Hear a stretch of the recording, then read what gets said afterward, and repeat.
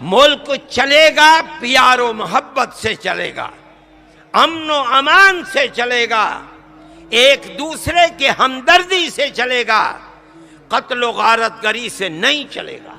امیر الہند حضرت مولانا سید ارشد مدنی نے 75ویں یوم آزادی کے موقع پر ٹویٹ کر کے کہا کہ جس طرح ملک کی آزادی کے لیے ہندو اور مسلمان مل کر لڑے تھے، ہمارا ماننا ہے کہ ہمیں اسی طرح مل کر نفرت کے خلاف لڑنا چاہیے، کیونکہ ملک نفرت سے نہیں محبت سے چل سکتا ہے، یعنی ترقی کر سکتا ہے۔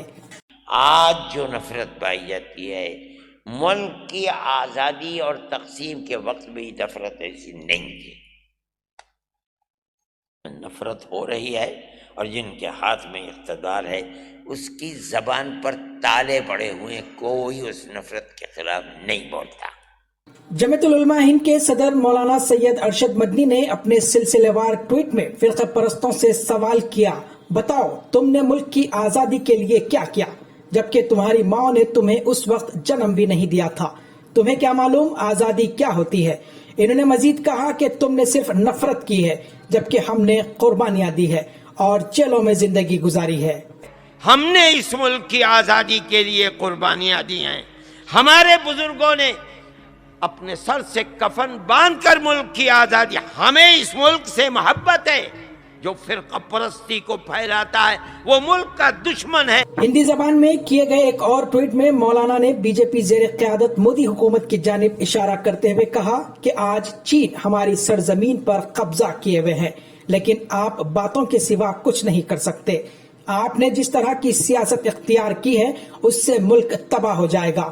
آپ نے نفرت کی سیاست کی ہے جس سے کبھی امن نہیں لایا جا سکتا۔ ہم کہتے ہیں کہ ملک نفرت سے برباد ہو جائے گا، یہ آپ کے برابر میں سری لنکا برباد ہو گیا نفرت کی بنیاد کے اوپر۔ ہمیں ملک سے پیار ہے، ہم اپنے ملک کو ہرا بھرا دیکھتے رہنا چاہتے ہیں۔ واضح ہے کہ مولانا سید ارشد مدنی نے متعدد مرتبہ قوم و ملت کی رہنمائی کی ہے۔ آج ان کا ٹویٹ برسر اقتدار لوگوں کی آنکھیں کھولنے کے لیے کافی ہے۔ انہوں نے اپنے ٹویٹ میں جہاں ایک طرف ملک کے موجودہ حالات پر اپنے شدید کرب کا اظہار کیا، وہیں دوسری جانب انہوں نے ملک و قوم کی بقا کے لیے حکمرانوں کو راہ راست پر آنے کی دعوت بھی دی۔